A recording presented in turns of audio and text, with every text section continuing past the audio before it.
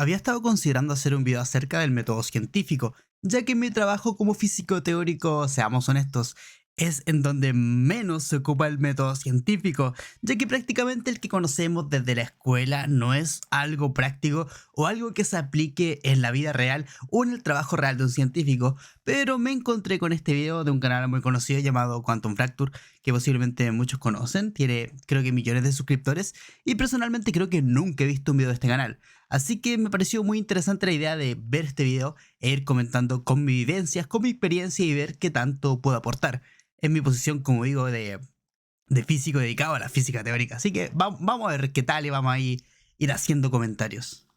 Olvida todo lo que crees saber. El método científico no existe. Hemos sido engañados y ya es hora de despertar. Desde la escuela nos han dicho que la ciencia sigue un método muy concreto, riguroso y cuadriculado. Eso es muy cierto, en verdad.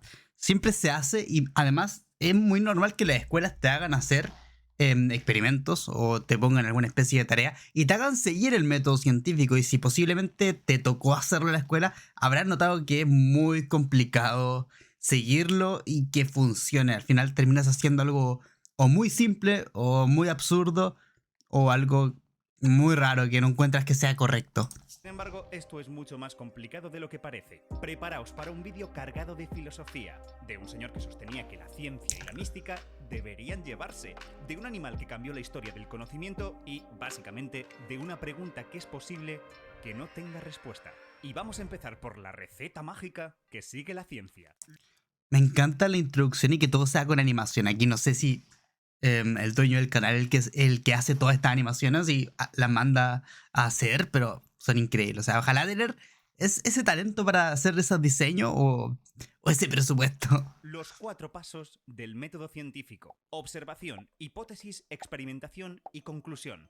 Así ocurrió en el ejemplo más clásico de método científico, el caso de Ignaz Semmelweis, un médico que en pleno siglo XIX descubrió la importancia de la antisepsia. El doctor observó que en una de las 2 clínicas de su hospital la mortalidad de mujeres durante el parto era extrañamente alta. Hipotetizó que podía deberse a que en esa misma clínica también se hacían autopsias y que, por tanto, algo peligroso estaría viajando de los cadáveres a las mujeres a través de los médicos. Así pues empezó la experimentación.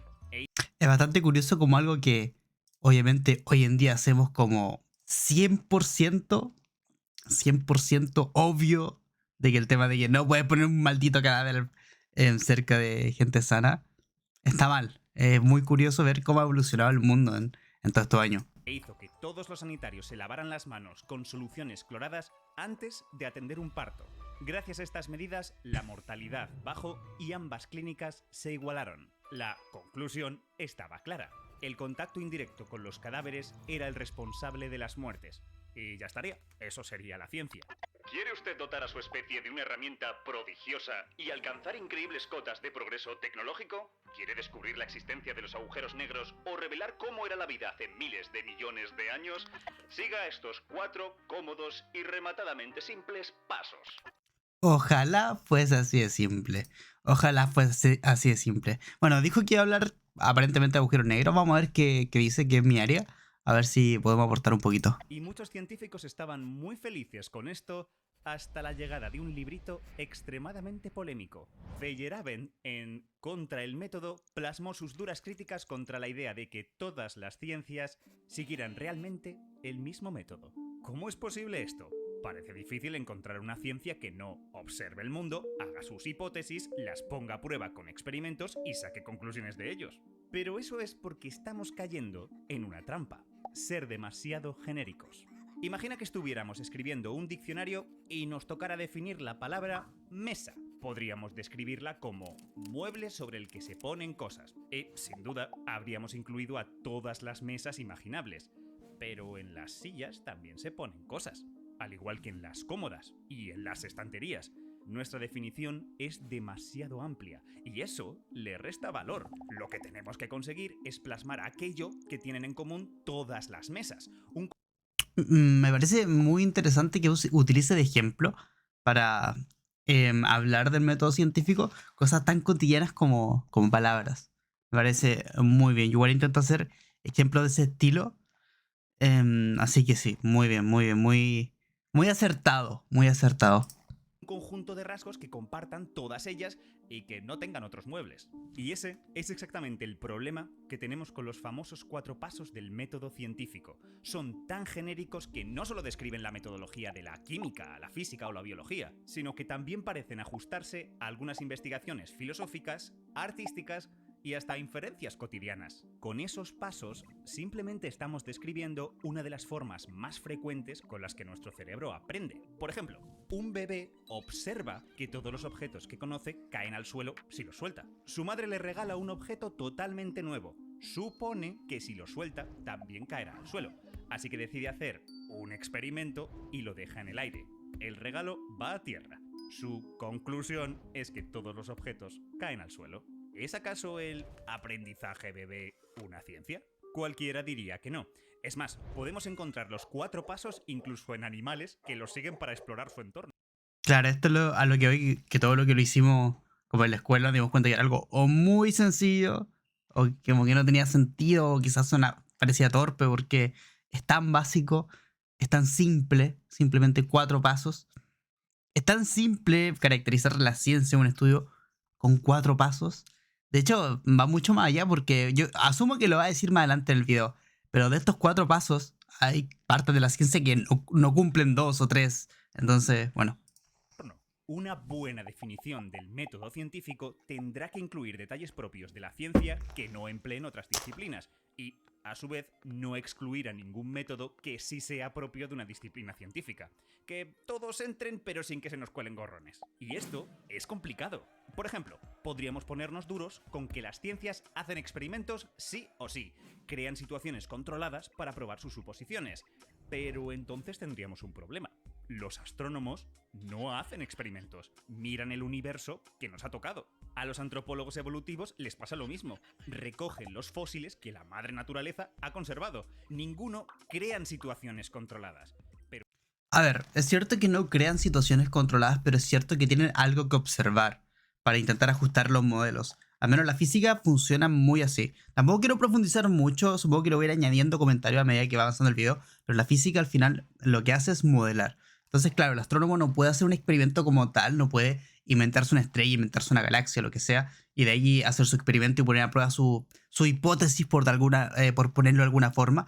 Pero claro, como físico, como astrónomo, como astrofísico, lo que sea, tienen un modelo matemático. Y eso en parte podríamos decir que es su hipótesis, este modelo matemático, y lo intentan ajustar con las observaciones. Entonces, claro, no se puede experimentar en ese sentido de tener un ambiente controlado en donde estén manejadas todas las variables y ponerlas a prueba según tu hipótesis, pero efectivamente sí puedes experimentar en cierto modo, al menos puedes ver si es que tu idea se ajusta con lo que observamos de la realidad.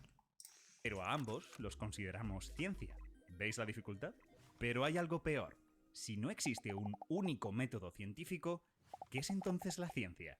¿Existe acaso tal cosa como la ciencia? Si no podemos definir bien qué es ciencia, ¿cómo la vamos a distinguir de lo que no es ciencia, pero pretende serlo? ¿Tendremos que poner a la homeopatía, el psicoanálisis y la tierra plana al mismo nivel que la mecánica cuántica y la genética? Spoiler, no, pero eso fue más o menos lo que se planteó Feyerabend y aunque sus conclusiones eran más complejas, inspiró a muchos a defender que la verdad o falsedad de una afirmación son relativos, comparando la ciencia con la brujería. Esta postura tan incómoda se llama relativismo epistemológico y explica, en parte, por qué los filósofos de la ciencia tienen tan mala fama entre los científicos. Y entre los filósofos, para que engañarnos. Realmente Feyerabend no fue el primero en plantear estos argumentos. Sí, es que sucede bastante. Igual una pregunta muy difícil y tal como dice aquí, a fin de cuentas, no es uno quien decide si estamos haciendo ciencia o no, sino a fin de cuentas son definiciones que nos da la filosofía. Así que en cierto modo los científicos seguimos estando muy ligados a la filosofía. Seguimos en cierto modo dependiendo de ellos. Por eso de repente hay tanto polémica, tanta etcétera. A ver, yo creo que va a entrar esa discusión más adelante, pero a fin de cuentas viene esta discusión también si la matemática es una ciencia o no. Esto también es una pregunta filosófica, más que científica. Y, aunque flaqueaban bastante, tuvieron un gran alcance popular. No obstante, filósofos y expertos le despellejaron vivo con críticas aún más feroces que las que él había escrito.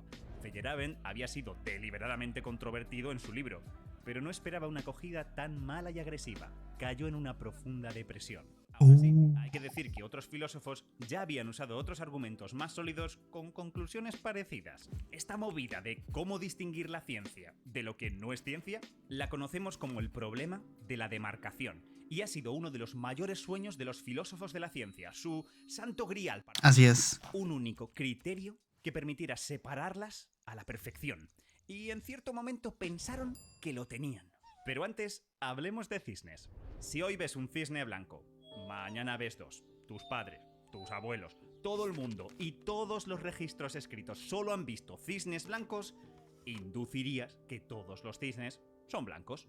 De hecho, cada cisne blanco que veas confirmará más aún tu suposición, ¿no? Esta forma de pensar se llama Este es un ejemplo clásico, pero clásico.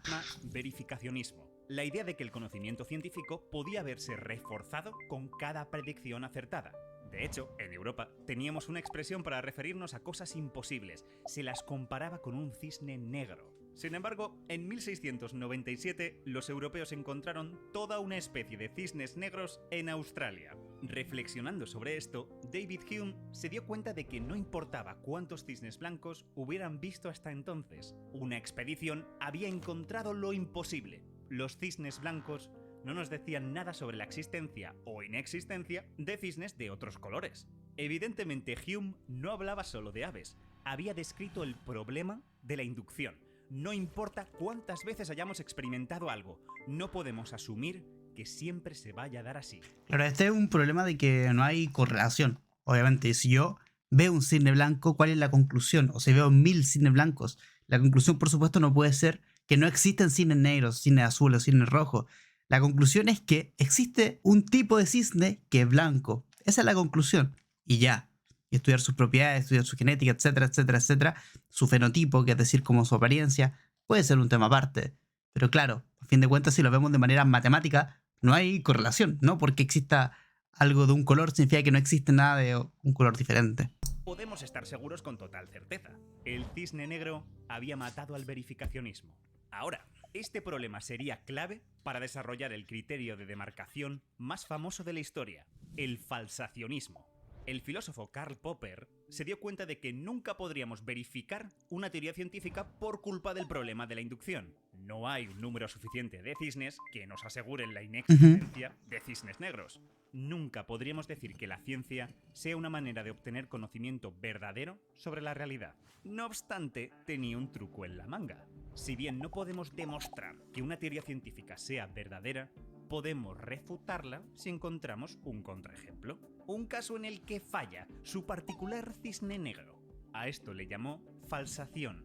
Y resulta que no todas las disciplinas que se las dan de científicas son falsables. Algunas hacen afirmaciones ambiguas que, no importa cómo diseñemos nuestros experimentos, jamás podremos comprobar.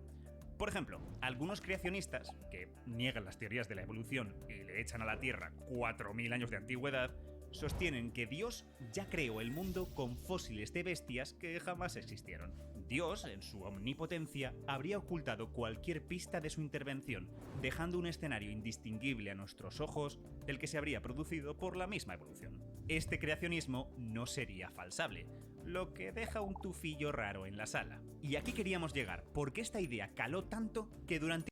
A mí interrumpo ahora, esta idea de que algo sea falsable o no, al menos cuando recién me enteré, como de que es de esta forma, fue hace muchos años, de que se había planteado, de que las cosas científicas debían ser falsables, esta idea de Popper, a mí al menos en primera instancia me alucinó, o sea, me pareció brillante la conclusión. Y claro, si te pones a pensarlo, siempre hay diversos debates al respecto, ¿no? Y bueno, no quiero ver si da más ejemplos, pero hay un montón de cosas. Cualquier cosa que piense que sea una pseudociencia siempre va a tener una excusa para los errores. Y eso tiene que ver con esto. Obviamente, en el momento que todo cualquiera de sus, no sé, piensa en astrología, que dicen que tu signo o lo que sea cumple ciertas características o le va a pasar algo de ese estilo. Si a ti no te pasa y tú eres de ese signo, ¿cuál es la conclusión? ¡Pam! La astrología está mal, ¿no? Pero a fin de cuentas siempre hay un pero. Ese pero es por lo que no es falsable y por lo que no es ciencia. La ciencia sería un conjunto de metodologías que nos permitiría obtener conocimiento falsable, conocimiento con la posibilidad de ser refutado. Y se acabó. ¡Bum! Al fin teníamos nuestro santo grial. O tal vez no. Malas noticias, el falsacionismo no ha resultado ser del todo satisfactorio. Sabemos que la ciencia no trabaja automáticamente falsando. En la práctica no descarta una explicación en cuanto un experimento le lleva a la contraria. El resultado contradictorio puede deberse a un fallo humano o a un factor que no hemos tenido en cuenta porque ni siquiera sabíamos que existía. En el mundo real toleramos que las teorías científicas no sean perfectas y se equivoquen mientras no tengamos una sustituta mejor. Por ejemplo, el modelo estándar de la física de partículas falla al describir la masa de los neutrinos, la existencia de la materia oscura y otros problemillas. ¿Quiere decir eso que hay que rechazar la física de partículas? ¿Acaso no es una ciencia? Parece un poco radical. Pero los problemas con el falsacionismo no han acabado. Por ejemplo, si yo te aseguro que enterrando una foto de tu amado con unas hojas de acónito y polvo lunar conseguirás su amor eterno, tú me dirías que vaya chorrada mística es esa. Evidentemente no es conocimiento científico. Pero para un falsacionista ingenuo, esto no está tan claro. Esta afirmación es falsable. Solo hay que repetirlo unas cuantas veces y verás cómo no funciona. Es falsable. Luego, ¿cómo es falsable? ¿Es científica? ¿En qué quedamos? Que algo sea falsable no es garantía de nada. Lakatos tuvo en cuenta estos aspectos en su versión del falsacionismo, pero incluso así, otros filósofos le encontraron sus fallos. Tampoco era el camino. Esta historia de búsquedas y decepciones tiene muchos más callejones sin salida, pero por acelerar un poco, digamos que al final los filósofos de la ciencia han acabado tirando la toalla. Ya no hay intentos serios de definir qué es la ciencia mediante un solo criterio. Ya nadie busca el santo grial. Claro, es que es imposible, o sea, la ciencia es tan, pero tan amplia, puede cubrir tantos aspectos que de por sí es completamente imposible querer caracterizarla toda de una única forma. Hay múltiples definiciones para básicamente cada parte de la ciencia. De hecho, las definiciones más satisfactorias que tenemos se apoyan en listas de criterios que ni siquiera tienen por qué darse en su totalidad. A eso voy. Kuhn, Hanson o Mario Bunge han presentado sus propuestas y, a grandes rasgos, tienen en cuenta criterios como lo que estudia la disciplina, cómo trabajan quienes la investigan, qué tipo de formación han recibido, los supuestos filosóficos que asumen, etc. Bunge, por ejemplo, cuenta con 10 puntos y cada uno de ellos se subdivide en una serie de condiciones mucho más complejas. Ahora el Santo Grial es más bien una cristalería al completo.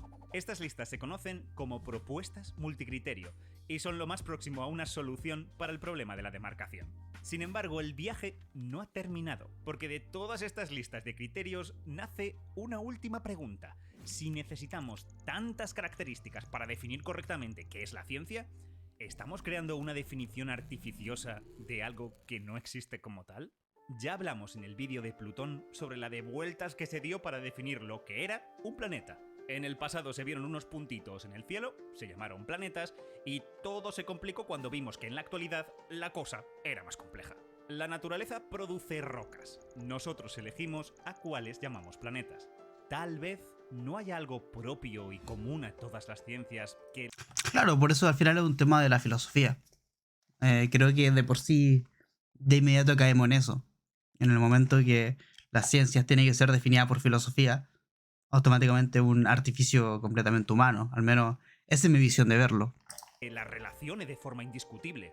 Puede que solo sean un conjunto de formas de obtener conocimiento con ciertas garantías y que, por motivos históricos y prácticos, tendamos a agruparlas bajo la palabra ciencia.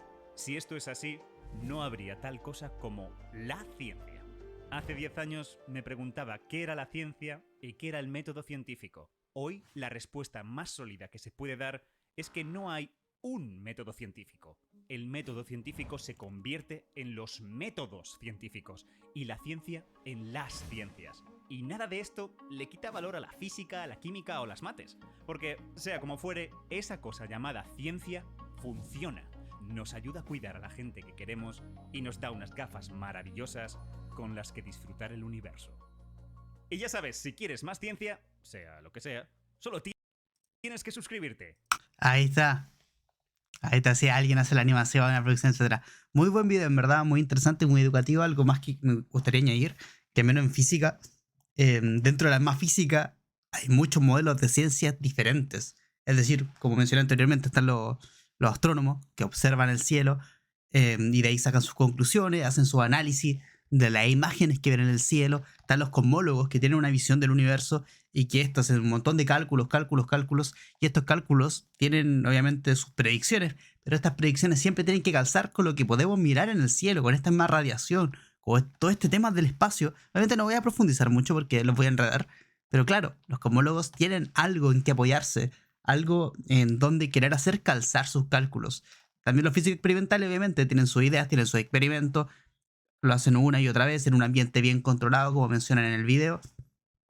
Y también estamos los físicos teóricos, que todo lo que hacemos lo sustentamos con un cálculo matemático. Ese es nuestro experimento. Nuestro experimento es hacer un cálculo matemático y que cada aspecto de nuestra teoría, de lo que estemos planteando, sea consistente con otros temas de física que conocemos con anterioridad, que calce con otras teorías de la física y obviamente que sea matemáticamente consistente, como se dice.